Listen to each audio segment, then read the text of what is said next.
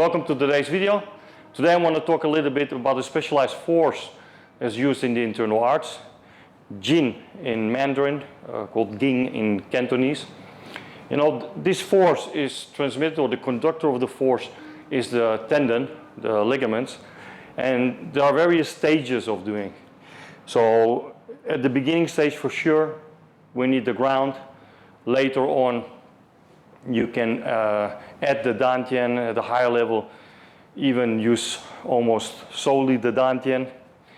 One of my Sifus is incredible with it.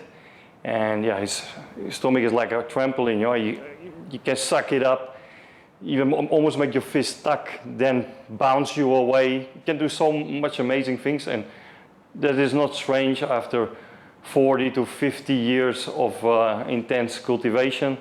Then things like that happen, right? The same like when you train your bicep, bodybuilder, with dumbbells, right? Over 20, 30 years, you have guys with bicep like that. Yeah, just look at Mr. Olympia, right?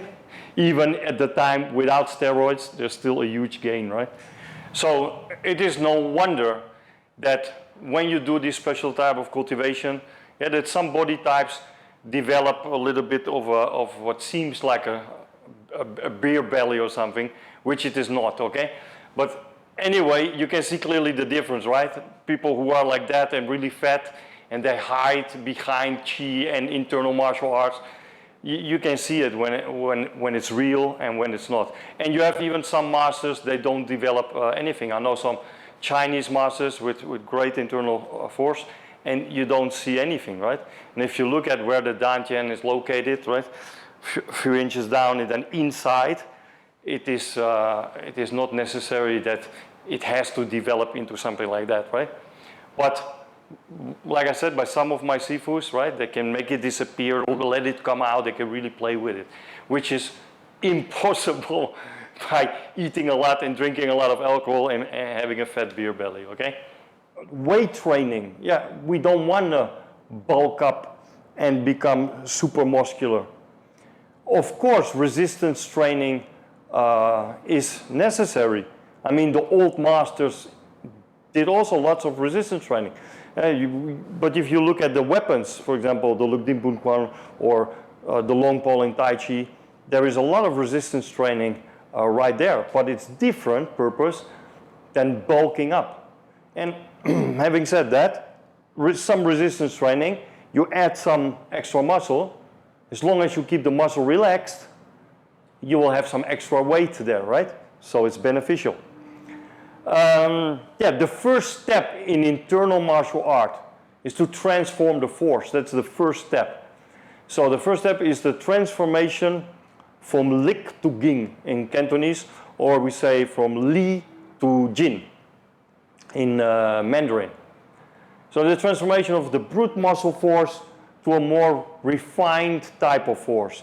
Instead of using pure muscle, we use more the tendon and the ligament, which are needed for release. And martial arts is not about how much power I can generate, it is how much power I can transfer, what is important. How much power of my power can I transfer to the opponent? And to release power, ligaments and the tendon is very, very important. So it's just a different type of training, but of sure needs also different kind of resistance training. And many traditional martial arts, many Kung Fu systems, like Fujian White Crane, they have very, very nice fundamental forms like Samchin to develop tendon strength, ligament strength, the correct breathing and the right frame. Yeah? So it's all there in the traditional martial arts. Fat Ging or Fa Jin, yeah, is the release of the Jin force. Now there are many types of Jin, and I will not go into that in this video. Just in the base one, which is already misunderstood a lot, right? I mean, sometimes you see the comments on Facebook or on YouTube, right, on my videos where they see people flying away, and they say, yeah, but what is the use? They can just stand up and come back again. And that's true, but you are confusing a training method with reality. It's the same like when you have a basketball, right? And you have the hoop, the ring, throwing the basketball into the ring, right? It's the same. If I would use it as a training method, I would use Peter like the basketball, right? And the wall is like the ring, right? So when we're busy here or something and I release the Jin, it's the same idea of throwing the basketball in the hoop. In reality, you transfer all that power into the opponent and he doesn't fly away, and my fist will become the basketball and Peter itself will become the hoop, right? So for example, don't do it too hard. You know, you're here, you inch, and then I sink and you put it inside him.